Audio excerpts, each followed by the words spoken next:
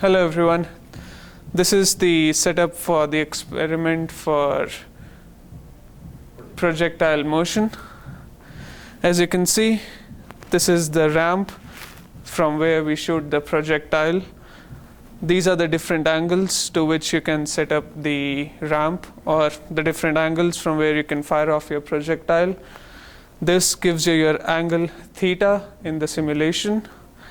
This is the angle indicator, which tells you exactly what the angle is.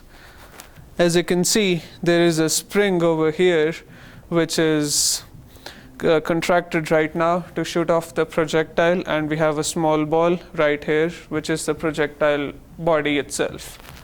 Okay, now I'm going to give you a demonstration of the projectile motion itself and how we measure the different parameters, the parameters that you will need to set in your simulation. Before doing that, let's shoot the projectile body off. Okay, the velocity with which the ball left the edge of this ramp is what we call the initial velocity, or V0, the one which you will have to set on the simulation. The vertical distance from the ground, in this case, we have approximately 20 centimeters of the table is your vertical distance, which we call Y0. I already mentioned this is the angle of the ramp, 20 degrees or theta. And the distance, the horizontal distance from this position to where it hits the sand over here is called the horizontal distance, or XF. All of these parameters are the ones that you either have to measure or you either have to set. As you have seen in the previous setup, the angle over here was 20 degrees. Now I have increased the angle to 45 degrees.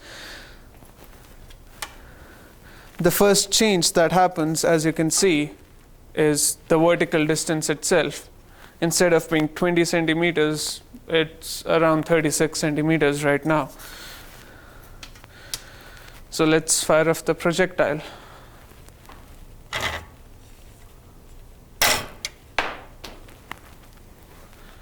Okay. Initially, when the angle was 20 degrees, the ball hit the second sand plate right over here, and in this case it traveled more horizontal distance, it covered more horizontal distance. So increasing the angle increases the horizontal distance that your projectile body covers. Okay, as you've seen that for different angles the projectile body covers different horizontal distances. When you have a ground-to-ground projectile, that means if this vertical distance y0 is 0, you shoot off the body from the ground itself, it covers the maximum horizontal distance when you shoot it off at an angle of 45 degrees. But in this lab, in the simulation, you will find out that at a particular angle, the body covers a maximum horizontal distance when it's off of the ground. That means y0 is not 0. This is what you will find out in the simulation.